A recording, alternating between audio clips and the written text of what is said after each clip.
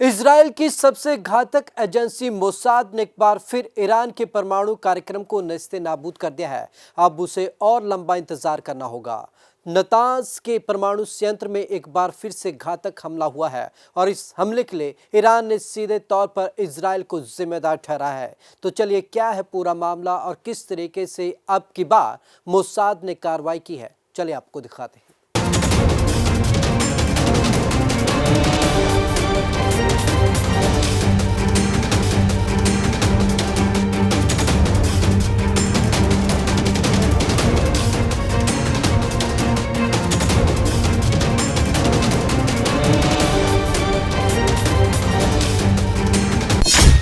Mossad ने Iran के अरमानों पर फेरा पानी।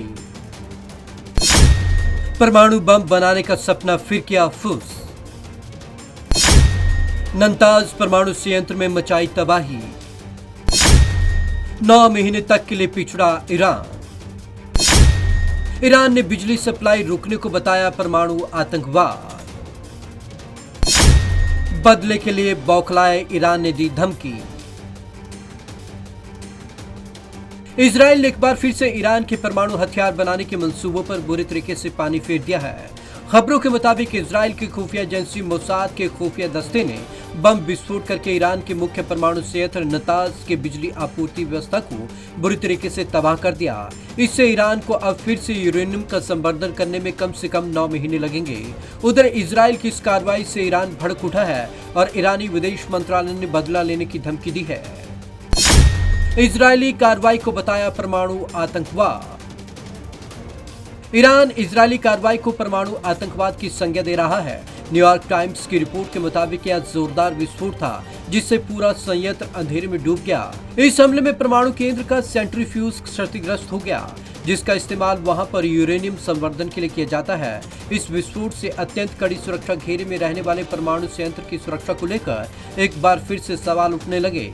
इसी आंतरिक बिजली सिस्टम से सेंट्रीफ्यूज चलते थे जो परमाणु ऊर्जा को संवर्धित करते हैं। नतांज में परमाणु बम बना रहा है ईरान।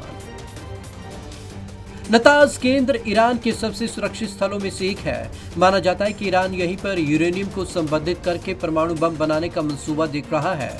इजराइल ने यह हमला ऐसे समय किया जब ईरान ने यूरेनियम संवर्धन के काम को हाल ही में काफी तेज किया था। ईरान का दावा है कि उसका परमाणु कार्यक्रम शांतिपूर्वक उद्देश्य के लिए है, लेकिन विशेषज्ञ उसके दावे पर संदेह जताते हैं। इजराइल ने हमले की नहीं ली जिम्मेदारी। ईरान ने भूमिगत नातांज परमाणु केंद्र पर हमला करने के लिए सोमवार को इजराइल को जिम्मेदार ठहराया। ईरान ने चेतावनी दी कि वह हमले का बदला लेगा। विदेश मंत्रालय के प्रवक्ता सईद खतीबजादा ने यह टिप्पणी रविवार को घटना के लिए पहली बार आधिकारिक तौर पर इजराइल पर आरोप लगाए। इस घटना से परमाणु केंद्र में बिजली चली गई थी। इजराइल ने हमले की सीधे तौर पर जिम्मेदारी नहीं ली है। बहरहाल शक फौरन उस पर गया क्योंकि उसके मीडिया ने देश द्वारा विनाशकारी साइबर हमले की खबर दी, जिससे बिजली गुल हो गई। इजराइल को उसके तरीके से ही उसका जवाब मिलेगा। अगर इजराइल हमले के लिए जिम्मेदार है तो यह दोनों देशों के बीच तनाव को और बढ़ाएगा, जिनके बीच से पहले से टकराव चल रहा है। रविवार को अमेरिकी रक्षा मंत्री लॉयड ऑस्टिन से मुलाकात करने वाले इजराइल के प्रधानमंत्री बेंजामिन नेतन्याहू ने संकल्प लिया है कि परमाणु संयंत्र को रोकने के लिए उसके बस में जो है वो करेंगे। खतीबजादा ने कहा कि नातांज का जवाब इजराइल से बदला लेना है। इजराइल को उसके तरीके से ही उसका जवाब मिलेगा। हालांकि उन्होंने इस बारे में विस्तार से नहीं बताया।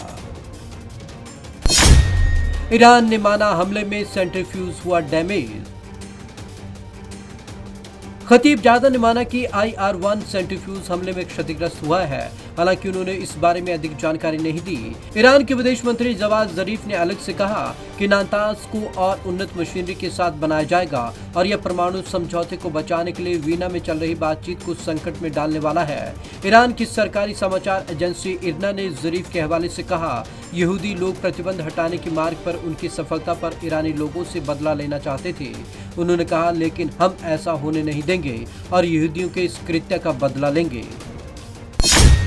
पिछले साल भी नतांज में हुआ था रहस्यमय विस्फोट। नाताज में उन्नत उपकेंद्र संयंत्र में पिछले साल जुलाई में एक रहस्यमय विस्फोट हुआ था। ईरानी परमाणु संयंत्र पर हमला करने को लेकर ईरान का क्षेत्रीय शत्रु इजराइल संदेह के घेरे में रहा। ईरान ने देश के सैन्य परमाणु कार्यक्रम की कई दशक पहले शुरुआत करने वाले वैज्ञानिक की हत्या के लिए इजराइल को ही दोषी ठहराया था। Bureau report, Punjab Kesari TV. इससे पहले भी परमाणु संयंत्र में हमला किया गया था और लगातार उस बात को दबाया गया कि इसमें कोई हमला नहीं हुआ, कोई क्षति नहीं हुई। लेकिन एक बार फिर से मोसाद ने वो कर दिखाया है जिसके लिए वो जानी और पहचानी जाती है। लेकिन इतना अब तय है कि दोनों देशों में संबंध और ख़राब हुए हैं और लगातार दोनों में जो खतरनाक परिस्थिति पैदा होती जा रही है वो और भी गंभीर होती जा रही है। तो आज की इस खास रिपोर्ट में बस इतना ही। विवेक शर्मा को दीजिए इजाज़त। नमस्कार।